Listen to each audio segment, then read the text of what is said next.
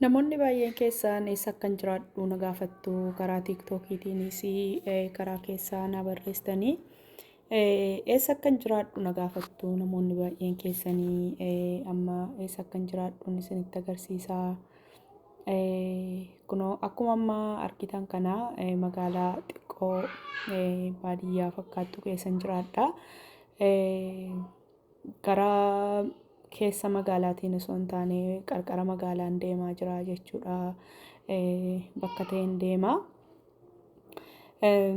So namoonni baay'een yeroo Ameerikaan jiraadha yeroo jedhu namoonni baay'een akkuma waan inni mana fooqii keessaa yookiin naannoo koo fooqiin marsee fooqiidhuma ilaalaa oolutti fakkaata namoota baay'eetti. Ameerikaan garuu kana fakkaatti ani biyya Ameerikaa keessa jiraadha. Garuu biyyittiitu kana fakkaata osoo hin taane naannoon ani jiraadhu magaalaa xiqqoodha. Akkuma biyya keenya magaalaa Finfinnee jennamni Finfinnee jennee kaane Finfinneen magaalaa guddoodha. Sana booda immoo magaalonni xixiqqoon Finfinnee jala jiraatu akkuma sanaa jechuudha. Biyyinni kunis garaagarummaa tokko hin qabu. Garaagarummaan inni qabu namni inni as jiru adiidha. Nuti immoo gurraacha. Kana garaagarummaan isaa malee garaagarummaan inni biraanii biyya kanatti yoo hojjetteen argatta. Biyya keenyatti immoo ammati yoo hojjette iyyuu baay'een siin kaffalamu. Garuu jireenyaa fi iddoo kam wayyaa ittanii yoo na gaafattan dhugaa dubbachuudhaaf otoo namaa ta'ee otoo namaa guutee wanta amma biyya ofii ga'u hin jiru. Otoo biyya keessa nagaan jiraatee biyya otoo nagaa ta'ee namni wanta amma biyya ofii ga'u hin jiru. Biyya baqaa keessa waan baay'eedha. Rakkina baay'eetu jira.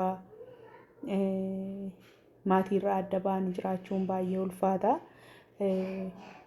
Biyya kanatti immoo keessumaa keessatti biyya amma keessa jiraadhu kana seerri isaa baay'ee cimaadha.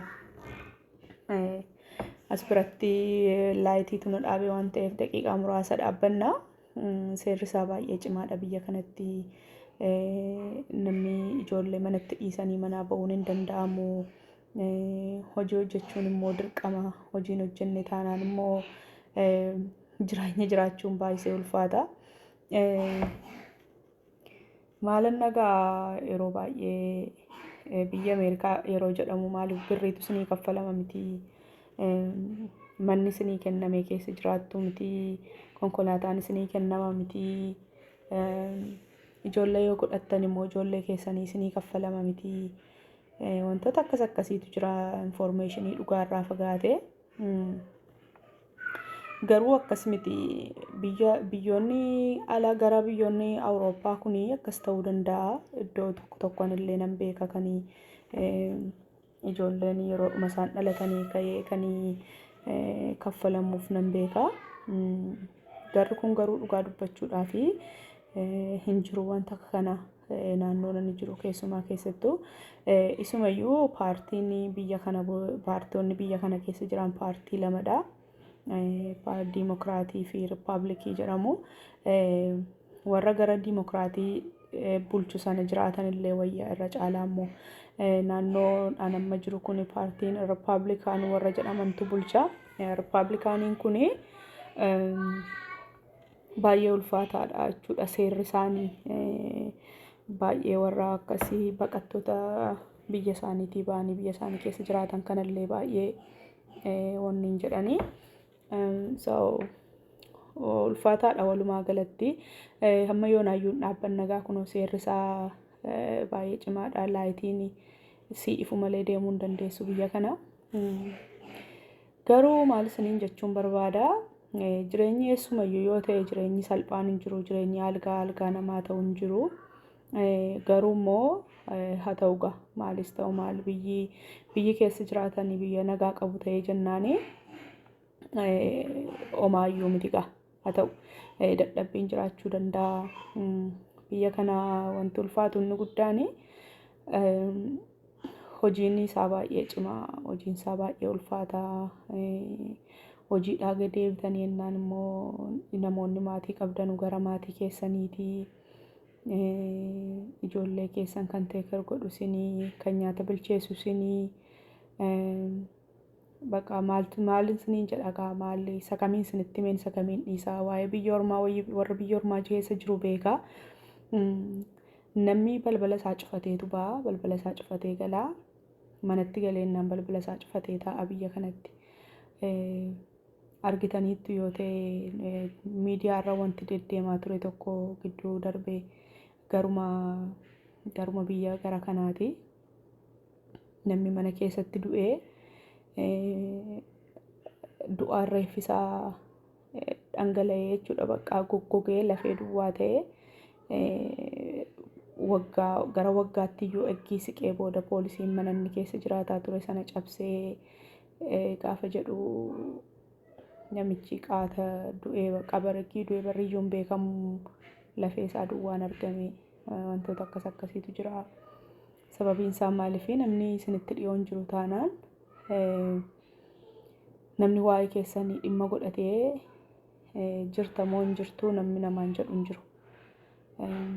Kanaaf biyya ormaa kana keessatti namni kophaasaa jiraachuun baay'ee namatti hin tolu. Bakka yoo haadha manaa abbaa manaa ta'anii yoo jiraatanii abbaan manaa fi haadhi manaa yaa'u isa tokkorra yoo rakkinni ga'e inni tokko jira waan ta'eef maalis ta'u maaligaa tokko mannaa lama wayyaa kanaaf wayya jireenya lama ta'anii jiraatanidha wayya baay'ee ulfaataadha waan ta'eef.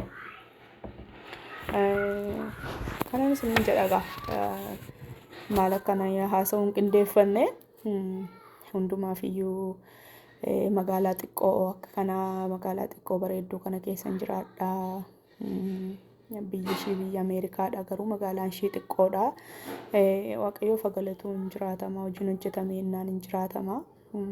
Garuu gaammoo biyyaati yoo dhabdellee namarraa liqeeffattaa obboleessi kee si liqeessaa obboleettiin si liqeessuu dandeessi firri fagoo firri dhiyoo si liqeessuu danda'a.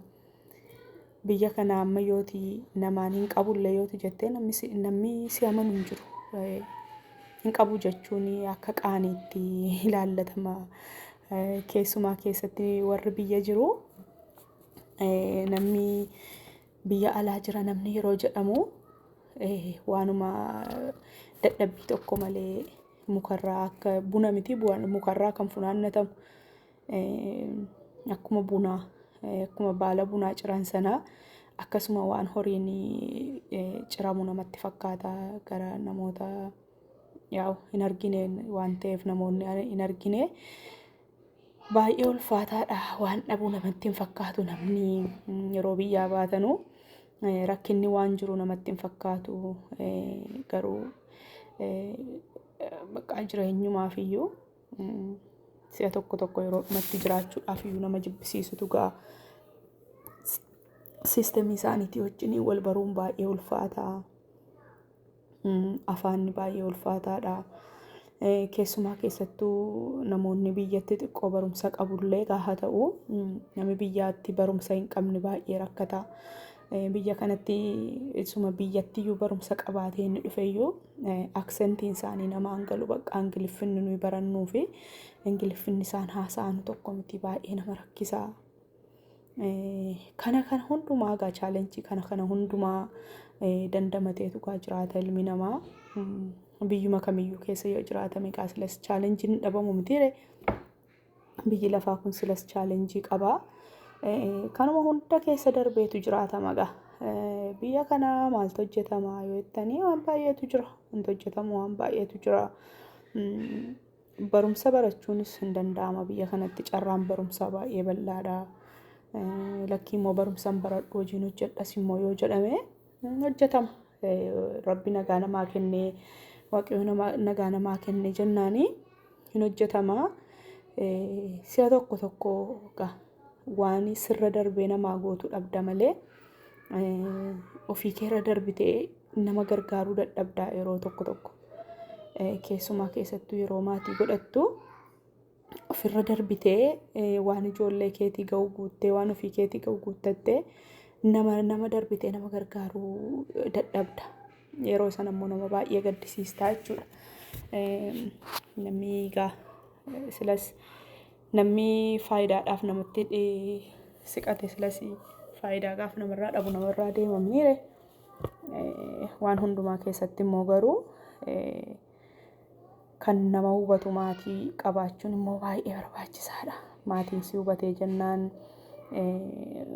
argadhu si dhabisi maatiin kee maatii keetii yeroo kamiyyuu rakkina kee kan itti haasoftu maatii keetti yoo dhukkubsatte kan itti himattu maatiitti bakka waan meeqatu jira. Wanti nama basaachaa waan beekatu jira yeroo biyya ormaa keessa jiraatanii hundumaaf iyyuu nama hundumaa gammachiisuun hin danda'amu. Biyya ormaa keessa yoo jiraanii nama hundumaa gammachiisuun hin danda'amu. Kanaaf obboloonni koo warri biyya alaa jiraatanii warri biyya arabaa keessa jiraatanii ijoollonni dubaraas taatanii ijoollonni dhiirotaa ammas ni danda'ame fiicharii keessan irratti fookasii gochuu yaada jireenya keessan gara fuulduraa maaliif biyya ormaatii eegi biyya ormaatti baanee deebinee mana biyya keenyatti galuun hin hafu. Biyya keenyatti immoo yoo galle maal godhanna maal fuunee gallaa jedhaatii yaada callistanii dhuma haadha kootii abbaa kootii obboleettii kootii obboleessa kootii hiriyaa kootii jettanii waan hojjettan hin dhangaalaasinaa bakkuma argitanitti ofii keessanii fi boriitu har'a dadhabbii mana maadaamii keessatti dugda keessanii cittanii hojjettan kana ofii keessanii boriitu waan tokko ofirkaan qabdanu taanaan jireenyi baay'ee isinitti ulfaata gara biyyaatti gaafa deebitanii isiniin jedha. Yoo isin fayyade jedheetan jecha kana isiniin jedha waan ta'eef amma mobaayilii bitachuun deema haaraa mucaan koo ishii xiqqoo mobaayilii koo bishaan keessa na jalaa buustee moobaayiliin koo na jalaa tablaashee ganamaan ka'ee gaafa naaroo abbaan manaan koo lakkii dhaqiitii bilbila bitadhu rakkoo maalii qabaa dheetu kaardii isaa naa kennee bilbilan bitachuu deemaaraa bilbilli iPhone fa'aa manaamniidha. Mallaqni isin argitan kun kan mallaqa ji'a ji'aan kaffalamudha jechuun yoo barbaaddanii liqii fudhattanii ji'a ji'aan kan kaffaltanudha. Yookaan inni eeyyamamaaf inni eeyyamamuun beeku garuu viidiyoo isinii callisee immoo viidiyoo waraaba. iPhone manaamniitu jira. Wantoota akkas akkasiitu jira. Wantoota akkas akkasiin ilaalaa ture. Achi ka'ee Saamsaangiin bitadhee galee iPhone isaanii badaa namatti hin tolu. Kanaaf fedheetanii Saamsaangii bitadhee galee isiniin jedhaa hiriyoota koo warra isa jiraattaa naan jettaniif deebisnii ta'a jedheetan yaada. Egaa idduma barbaanne yoo jiraanne idduma ta'es haa ta'u kunoo bilbilee sa'aatii faan ilaalee waan babbareedaa meeqatu jira gaabirriin jiraate jennaanii sagantaa malee bibbitamuu malee waan babbareedaa meeqatu jira. Egaa nagaan jiraate jennaanii eessiyyuu yoo jiraatame inni guddaan jiraachuudha. Obboloota koo nagaadhaan jiraadha. Nagaa waaqayyootiin jiraadha. Nagaa waaqayyoo isinii wajjiniin haa ta'u. Sagalee ijoollee kootiitiin immoo sagalee koos yoo dhaga'uu dhaabattanii sagalee ijoollee kootiitiin na bukkee dhaawachaa jiru. Biyya kanaa egaa ijoolleedha sadarkaa tokkoffaa irratti kan mirga qabu. Kanaaf isaan callisiisuun hin danda'amu. Amma waaqayyo nama gargaaretti akka isaan seeraan guddatanii isaaniin gorsuudha. Waan akkas akkasii yoo ta'e malee callisaa jechuun hin danda'amu ijoolleedhaan biyya kanatti. Kanaaf hiriyoota koo obboloota koo nagaa waaqayyoo isiniif haa ta'u bakka jirtan hundumaatti waaqayyoo bakka isin jirtan hundumaatti isin eegu hamaa isinirraa qabu gufuu gufaatii isinirraa qabu. Warri immoo amma yoo naana dhaggeeffattanii YouTube koo subscribe goone achumaan subscribe akkanaa gootan isinin gaafadha. Galatooma.